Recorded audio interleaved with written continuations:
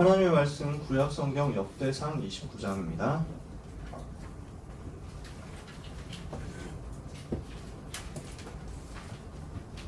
구약 성경 역대상 29장 10절에서 19절까지.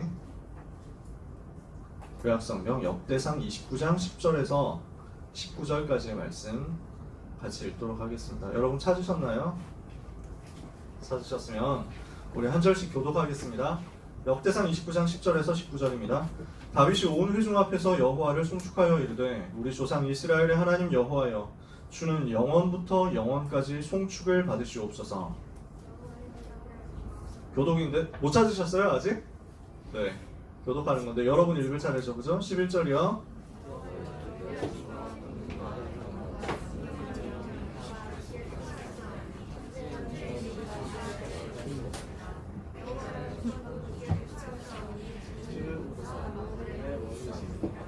부와 귀가 주께로 말미암고 또 주는 만물의 주제가 되사 손에 권세와 능력이 있사오니 모든 사람을 크게 하심과 강하게 하심이 주의 손에 있나이다.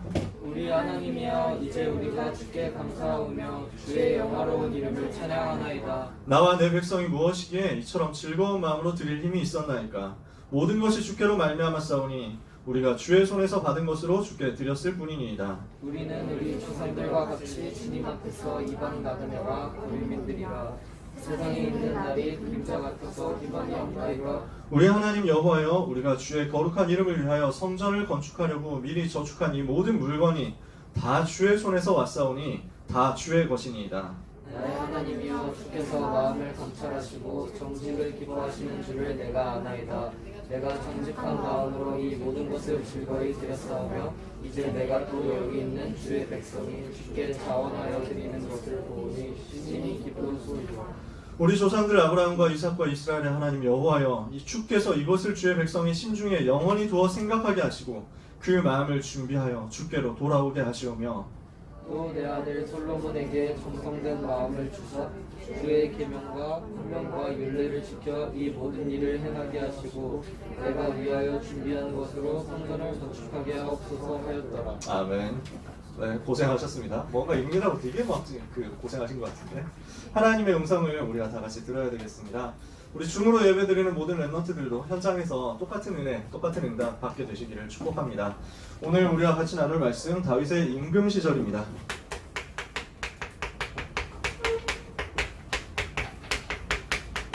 다윗이 어린 시절에 무엇을 했냐, 이것에 대해서 우리가 말씀을 받았었죠. 어린 시절에 무엇을 언약으로 붙잡았냐, 어린 시절 혼자 있을 때 영적 서밋으로 가는 비밀이 있었다는 거예요. 그리고 기름 부음 받죠. 이렇게 하고 나서 기능 서밋, 문화 서밋으로 하나님이 주시는 은혜를 체험하는 전도자로 어릴 때부터 선 거죠. 청소년 시절 어떻게 했습니까? 골리앗 쓰러뜨리면서 전 세계 현장에 여호와를 설명하게 됐죠. 그리고 지난주 얘기입니다. 뭐였습니까? 지난주에 그 청년 시절이 되어가지고 되게 위기를 만났잖아요. 근데 그 위기를 전부 복음 누리는 응답의 시간 작품으로 만들었다 했죠.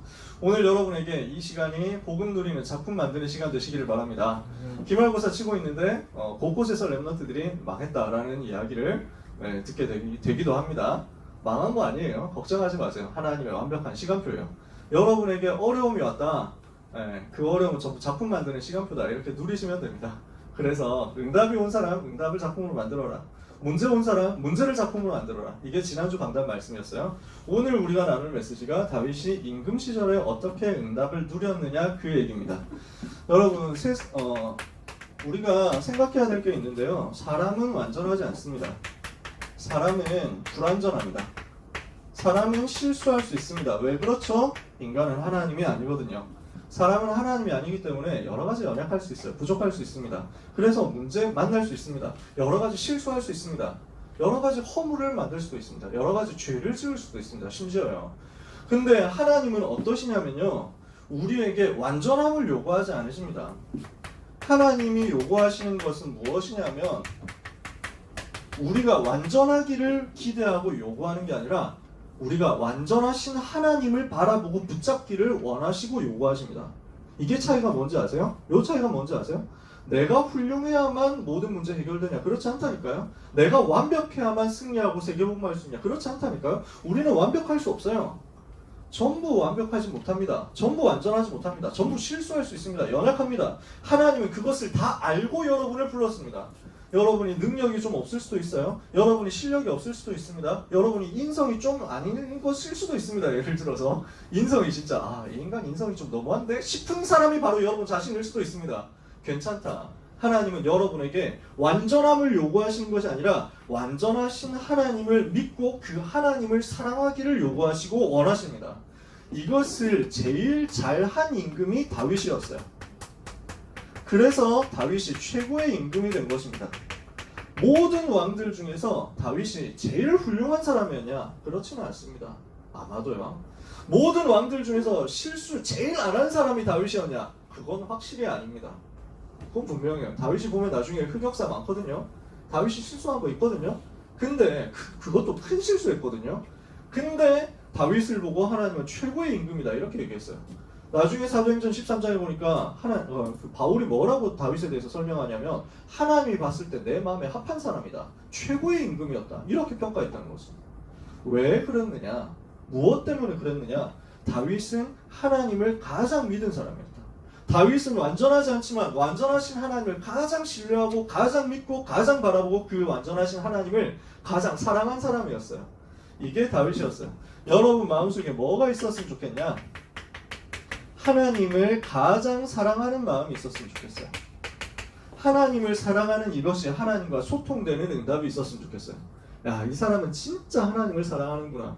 누가 봐도 그렇게 평가되고 누가 봐도 그렇게 인정할 만큼 여러분이 하나님을 사랑하는 영적 서밋으로 서게 되었으면 좋겠어요. 하나님은 이 일로 여러분을 부르신 것입니다.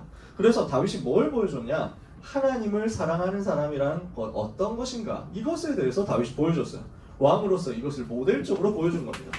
다윗이 처음에 왕이 됐을 때 유다 지파의 왕이 되었어요. 헤브론에서 7년 동안 다스렸습니다. 이스라엘의 내전 상황이 좀 있었어요. 그랬다가 이스라엘이 다시 통일되면서 온 이스라엘의 왕이 됩니다.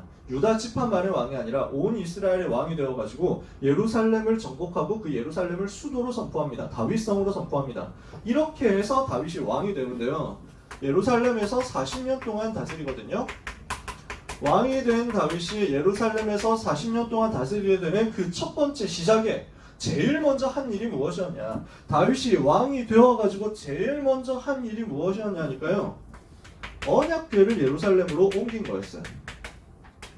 언약궤가 오벳에돔이라는 사람의 집에 있었거든요. 그 언약궤를 모시고 오는 게 다윗이 제일 먼저 한 일이었어요. 왜냐?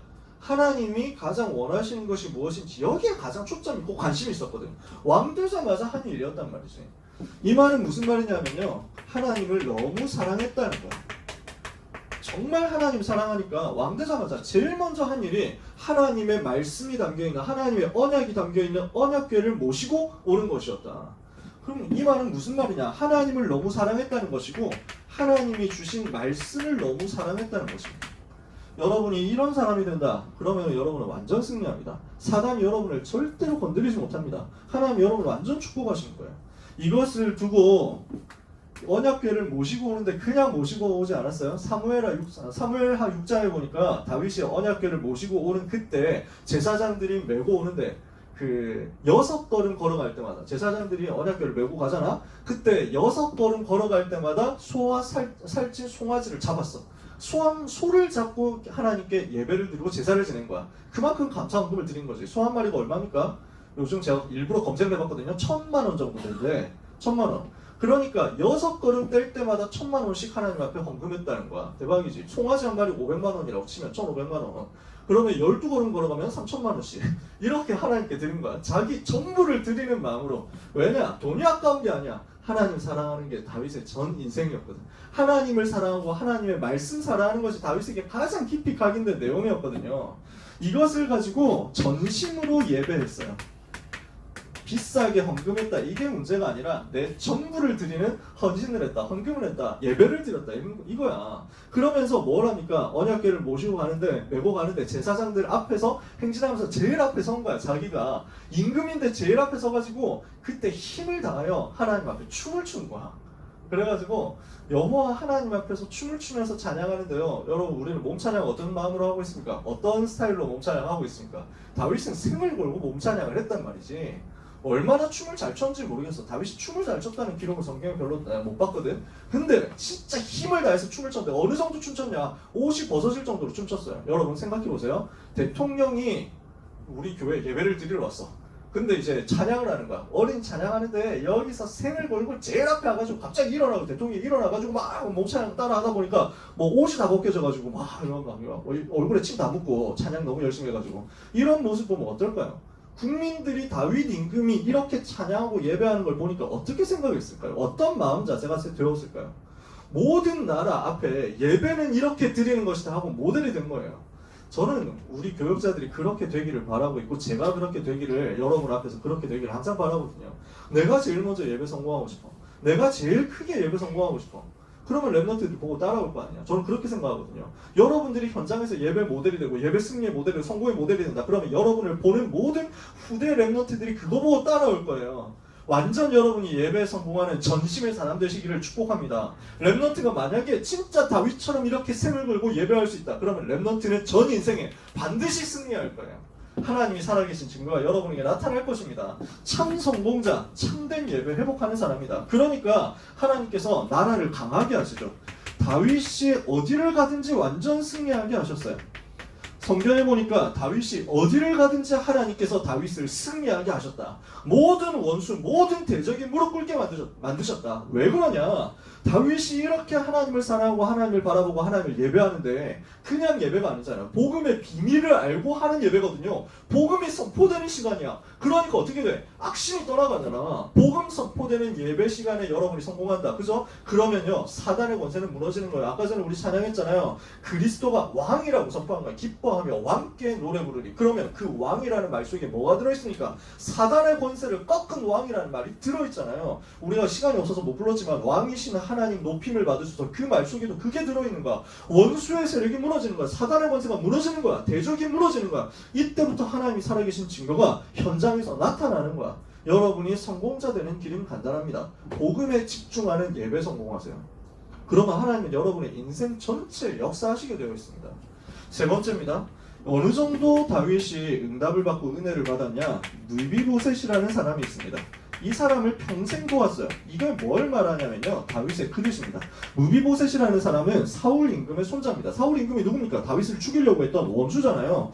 이 느비보셋을 다윗이 생을 걸고 끝까지 도왔단 말이에요. 한편으로는 느비보셋은 다윗을 최고로 도와주었었던 다윗의 최고의 친구였던 요나단의 아들입니다. 사울 임금의 아들 요나단이 다윗을 알아보고 다윗을 힘을 다해서 사랑하고 도와줬어요. 끝까지 도와줬어요. 사울 임금과 요나단은 둘 다 블레셋과의 전쟁에서 전사했습니다. 그 아들 느비보셋을 챙겨준 거예요. 그것은 무엇을 말하냐? 원수의 손자인데 최고로 챙겨줬다. 그러면서 제일 사랑하는 친구의 아들인데 최고로 보답했다. 원수를 갚는 것이 아니라 원수도 살리는 전도자. 그러면서 자기에게 진짜 복음을 전달해주고 자기와 같이 기도했던 그 동역자, 그 은혜를 절대 잊지 않는 전도자의 그릇이란 말이죠. 여러분이 이 응답을 받으셨으면 좋겠어요. 두 번째, 다윗에게 위기도 왔습니다. 다윗이 왕자리에 있는 동안에 위기가 없었던 게 아닙니다. 제일 큰 문제, 제일 큰 위기는 영적인 위기였습니다. 다윗이 완전 무결한 사람이 아니었어요. 여러 가지 영적 문제가 있었습니다. 그 중에 영적 문제가 뭐였냐면은 여자 많이 만나는 거였어요. 어떻게 보면 좀 추잡스럽죠? 영적 문제예요. 이렇게 해가지고 무슨 문제가 왔냐면 다윗이 전쟁이 한참 일어나고 있는데 자기가 한동안 멍 때리는 순간에 딱 빠진 거야. 여러분 멍 함부로 때리면 안 됩니다. 그리스도로 충만해야 돼. 자기를 비우면 안 되고 그리스도로 충만해져야 돼. 다윗이 멍 때린 거예요. 복음 묵상하고 복음 집중하는 시간을 놓치고 멍 때리고 있는 동안에 여자 한 명 발견했는데 너무 이쁜 거야. 이렇게 해가지고 자기가 왕이잖아. 데리고 와라 이렇게 된 거야. 근데 알고 보니까 유부녀였던 거야. 그것도 자기에게 가장 충성하는 장군의 아내였던 거야. 근데 어떻게 하냐? 불륜을 저지르지. 임신을 한 거야. 진짜 완전 막장 드라마죠. 이런 일이 있을 수가 없어. 이렇게 돼가지고 다윗은 흑역사 중에 흑역사거든 이게. 이렇게 돼가지고 다윗이 이제 뜨끔하거든요. 이러면 안 되잖아. 그러니까 빨리 저기 전쟁터에 나가 있는 장군, 부하 장군 우리아를 불러가지고 휴가 줘가지고 가서 집에 가가지고 좀 부인하고 같이 좀 있어라. 이렇게 한 거야. 근데 얼마나 충성스러웠는지 집에 안 가고 제가 그 동료와 그 부하들이 지금 전쟁터에서 목숨 걸고 싸우고 있는데 나 혼자 집에 가가지고 편히 쉴 수 없다 이러면서 왕궁 문지기 역하면서 문 앞에서 그냥 자는 거야. 이러니까 다윗이 속이 터지는 거야. 아, 참 미련하니까 진짜 눈치 되게 없네. 이러면서 열받아가지고 뭘 하냐면 전쟁터로 되돌려 보내는데 제일 고생스러운 전쟁터를 보내가지고 죽게 만들어라. 이렇게 편지 씁니다. 실제로 우리아 장군은 가가지고 전쟁하다 죽습니다. 이제 유부녀였는데 이제는 미망인 됐잖아요. 데리고 들어옵니다. 이런 추잡한 짓을 했습니다. 영적인 위기죠. 영적인 문제가 딱 작용한 거예요. 뭡니까? 자기 영적 문제, 자기 수준에 빠져가지고 사단에게 틈을 준 겁니다. 딱 사단이 이걸 가지고 파고 들어오거든요. 우리의 약한 부분을 사단은 굉장히 잘 알고 있어요. 이걸 가지고 공격해서 들어옵니다. 근데 이 이유가 중요합니다. 사람은 실수할 수 있다니까요. 다윗이 큰 실수를 했잖아요. 불륜을 저지르는 실수, 간음죄를 저질렀죠. 그러면서 뭐 했습니까? 살인죄를 저질렀어. 살인 교사를 했다니까. 그것도 자기 제일 충성스러운 부하를. 근데 이것을 가지고 영적으로 완전 무너진 상태였는데 선지자, 나단 선지자가 와가지고 이것을 가지고 고발한 겁니다. 임금님 어떻게 이러실 수가 있습니까? 하면서 하나님께서 아십니다. 당신이 죄 지은 거 하나님이 아십니다. 이렇게 해가지고 메시지를 딱 한 거야. 여기에서 다른 임금과 다윗의 차이가 나옵니다. 다른 임금 같으면 어떻게 합니까? 쪽팔리는 얘기 나온다. 이러면 저 새끼가 뭐라는 거야? 이러면서 막 그런 일 없는데 어디 있어? 막 이러면서 막 이래가지고 헛소리하는 놈 저 정신병자 감옥에 집어넣어라 이럴 수도 있어요. 당장 죽여라 이럴 수도 있습니다. 실제로 대부분의 임금들은 그랬습니다. 근데 다윗은 뭘 했냐? 하나님 앞에 선 거예요. 다윗과 다른 사람의 차이는 뭐냐? 죄를 지었을 때 그리고 그것을 지적받았을 때 완전히 하나님 앞에 무릎 꿇고 회개한 거예요. 다윗은 하나님 앞에서 진정한 회개를 한 겁니다. 그 회개의 내용이 성경에 기록되어 있습니다. 옷을 찢고 무릎을 꿇고 울면서 하나님 앞에서 회개하고 내가 죄인이라고 회개했습니다. 그 회개한 내용이 시편 51편에 쭉 기록되어 있습니다. 주제는 뭐냐면 내가 잘못했습니다. 제발 용서해 주세요. 뭐 그런 내용이 아니라 내가 하나님 앞에서 멀어지지 않게 해주십시오. 이게 다윗의 기도였던 거예요. 내가 죄를 지었는데 사단에게 속아서 죄를 지었는데 이 죄 때문에 하나님과 나와의 관계가 무너지는 영적 상태 무너지는 복음 누리는 임마누엘 이게 무너지는 것이 너무 괴롭다는 거야. 너무 무섭다는 거야. 하나님 주의 성령을 내게서 거두지 마옵소서. 나를 새롭게 하여 주옵소서. 이걸 가지고 기도한 거야. 그러니까 영적 문제를 알고 죄와 싸우는 응답을 받은 거죠. 죄와 자기의 영적 문제, 자기에게 있는 여러 가지 죄 문제, 이 여러 가지 고질적인 문제, 이것을 무너뜨리는 영적인 시간표 속으로 들어갔다. 여러분, 실수할 수 있습니다. 그러나 그 실수에 잡혀있지 말고 그 실수를 두고 하나님 앞에 서라. 사단의 권세를 무너뜨리는 진정한 회개를 시작해라. 그리고 여러분의 영적 문제하고 영적 싸움을 하는 거예요. 하나님은 여기에 성령으로 역사하십니다. 다윗이 이 이후에 실수를 안 해요. 다윗이 말년에 이제 죽을 때 거의 다 됐을 때 병들고 이러니까 신하들이 젊은 예쁜 여자를 이제 보내줍니다. 이렇게 해가지고 좀 만나가지고 데이트도 하면서 힘을 얻으십시오 하면서 막 그렇게 보낸 거야. 다윗이 거절합니다. 나는 그럴 수 없다. 다윗이 깨달았다는 말이지. 영적인 문제를 넘어섰다는 말이지. 두 번째입니다. 육신적인 위기도 찾아왔습니다. 다윗이 가장 사랑하는 아들이 압살롬이라는 아들이었어요. 근데 그 압살롬이 반역을 한 거예요. 이때 다윗이 뭘 결단했냐는 거죠. 압살롬이 반란을 일으켰을 때 다윗은 압살롬하고 싸울 수 있습니다. 다윗은 압살롬을 한 번에 무너뜨릴 수 있습니다. 전쟁을 하지 않았어요. 뭘 했냐? 왕 자리를 지키는 것보다 나는 하나님 앞에 서겠다. 제가 굉장히 좋아하는 책인데 새 왕 이야기라는 책이 있습니다. 갖고 왔는데 지금 들고 오지를 못했어. 그래서 보여주려고 했는데 내용이 뭐냐 간단해요. 사울 임금, 다윗 임금, 압살롬 이 세 사람을 가지고 비교를 하는 거야. 왕 되려고 하는 아들이 지금 반란을 일으켰다고. 자기가 왕 돼야 되는데 형제가 많으니까 내가 왕이 될지 안 될지 모르겠다. 아버지 나이 많고 이제 좀 오락가락하는 것 같으니까 내가 이 아버지 무너뜨리고 내가 왕이 되겠다. 이렇게 결단한 거야. 인기도 있어. 얼굴 너무 잘생겼어. 사람들이 다 좋아해. 이러니까 그거 믿고 반란 일으킨 거야. 왜? 왕 되려고. 다윗은 그때 어떻게 했냐? 나는 내 왕자리 절대 빼앗길 수 없다. 이렇게 하지 않았어요. 하나님이 무엇을 원하시는가 봐야 되겠다. 하나님 앞에 서야 되겠다. 나는 왕자리 지키는 것보다 복음 앞에 서는 게 더 중요하다. 이게 다윗의 기도였고 다윗의 고백이었고 다윗의 결단이었다는 거예요. 여러분이 하나님 앞에 선다. 그러면 여러분은 완전 승리합니다. 이렇게 하니까 하나님께서 승리하게 하셔가지고 싸우지 않고 거의 싸우지 않고 승리했어요. 스스로 무너졌다니까 압살롬이. 이렇게 해서 예루살렘으로 돌아옵니다. 말년에 또 교만에 빠져서 실수하기도 합니다. 인구조사를 벌입니다. 여러 가지 실수를 했어요. 이것 때문에 이스라엘에 재앙이 들어왔습니다. 3일 동안 7만 명 죽었어요. 병 들어가지고 온 이스라엘에. 인구조사를 왜 했냐? 내가 너무 잘나가지고 나라를 너무 잘 다스렸으니까 얼마나 잘 됐는지 보자 하고 교만해진 거야. 하나님이 기뻐하시지 않거든. 이때도 다윗이 또 하나님 앞에 선 거예요. 실수할 수 있으나 그 실수 뒤에 하나님 바라보고 회개하고 진짜 진짜 기도 회복하고 복음 회복하는 거, 복음 붙잡는 거. 이게 렘넌트가 하나님 앞에 서는 답이고 렘넌트에게 하나님이 원하시는 내용입니다. 오늘 여러분 영적 문제 자꾸 막 반복해서 더 많아 그런 말이 아닙니다. 실수 많이 해라 그런 말도 아닙니다. 언약 붙잡아라. 복음 붙잡아라. 복음 앞에 서면 돼요. 이렇게 한 다윗이 제일 마지막에 한 게 뭐였습니까? 성전을 준비한 겁니다. 하나님을 가장 사랑하는 다윗이 무엇을 놓고 기도하면서 준비했냐? 성전 준비를 한 거예요. 그게 오늘 읽은 본문에 쭉 나와 있죠. 사실 이 본문은요, 성전 건축 준비를 다 마친 다음에 온 백성들과 함께 하나님 앞에 감사하는 내용이죠. 여기에 대한 준비 내용이 역대상 22장부터 쭉 기록되어 있습니다. 먼저 뭐였냐? 건축 자재를 준비했습니다. 건축할 수 있는 재료 다 준비해놨어요. 두 번째, 솔로몬한테 자기 아들 솔로몬이 다음 이제 후계자가 되어서 왕이 될 거란 말이에요. 이 솔로몬에게 성전 건축에 대한 언약을 전달해요. 너는 성전에 대해서 정말 언약 붙잡고 시작해야 된다. 정말 언약 붙잡고 네가 성전 지어야 된다. 이것을 한으로 붙잡도록 언약을 전달한 거죠. 이게 22장 이후에 쭉 나옵니다. 그러면서 또 뭘 했습니까? 레위 사람들 있죠. 이 사람들이 원래 예배를 섬기고 교회를 섬기도록 되어 있잖아요. 이 레위 사람들을 모아가지고 집중적으로 자기에게 미션을 줬습니다. 한 사람은 한 지파 한 지파, 그러니까 한 가문마다 전부 다 미션을 줘가지고 예배를 섬기고 성전을 섬기도록 만들었습니다. 그러니까 제자 조직을 먼저 만들어 놓은 거예요. 건물만 만들어 놓고 끝이 아니야. 건물에서 어떻게 예배하고 어떻게 하나님 바라볼 것이냐, 여기에 대한 시스템 다 준비했다는 거죠. 그래서 성전 세워질 것을 미리 보고 찬양하는 사람 준비하고 예배 준비하는 사람 준비하고 그 관리하는 사람 준비하고 다 한 겁니다. 문지기 준비하고요. 그러면서 모든 백성에게 이 성전에 대한 언약과 비전을 전달한 거예요.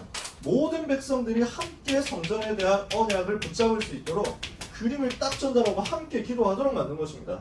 그리고 모든 백성 앞에서 앞장서서 제일 먼저 헌신하는 모델을 보여준 거예요. 이러니까 전체 백성이 일어나가지고 시대 살릴 성전을 기쁨으로 준비하게 된 거죠.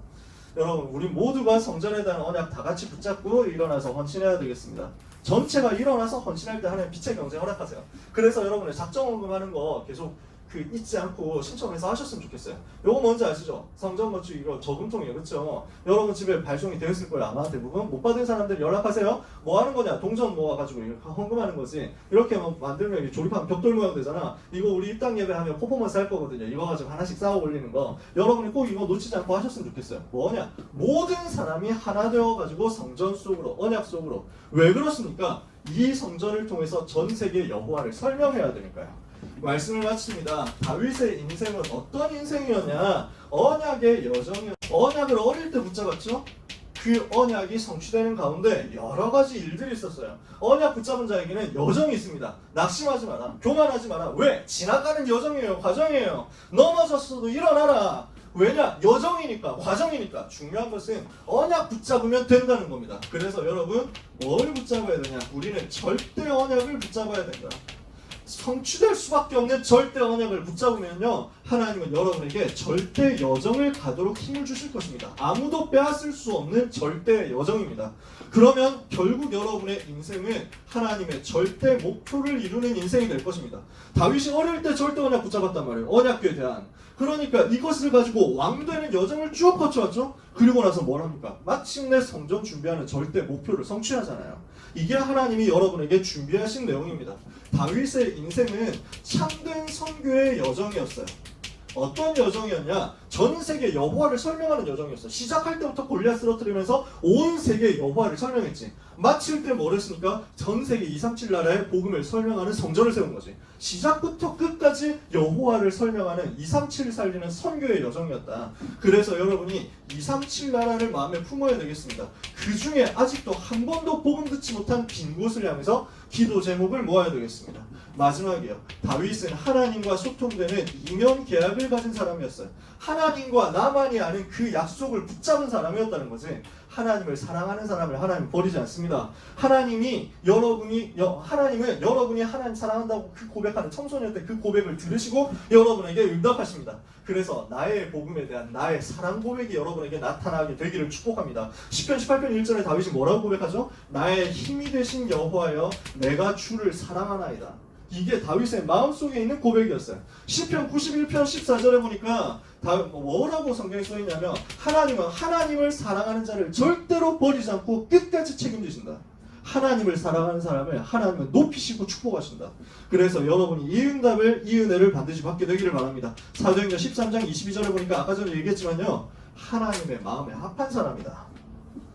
그를 통해서 내 뜻을 다 이루게 하리라. 이게 다윗이었어요. 여러분이 이런 응답을 다 받게 되시기를 축복합니다. 이때 하나님은 영원한 응답을 여러분에게 주실 거예요.